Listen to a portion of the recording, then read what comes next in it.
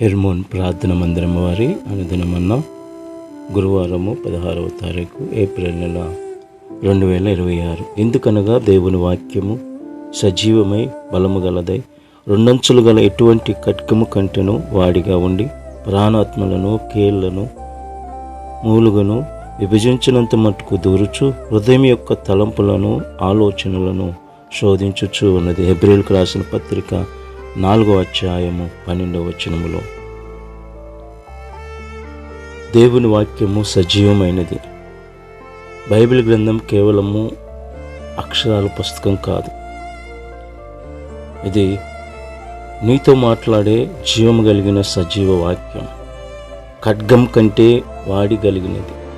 ఒక సర్జన్ కత్తి శరీరంలోని లోపాలను ఎలా తొలగిస్తుందో దేవుని వాక్యము నీ హృదయంలోని రహస్య ఆలోచనలను తలంపులను అలానే శోధిస్తుంది. విభజించుట, నీలో ఏది ఆత్మీయమైనదో ఏది శరీర సంబంధమైనదో ఈ వాక్యము నీకు స్పష్టంగా చూపిస్తుంది.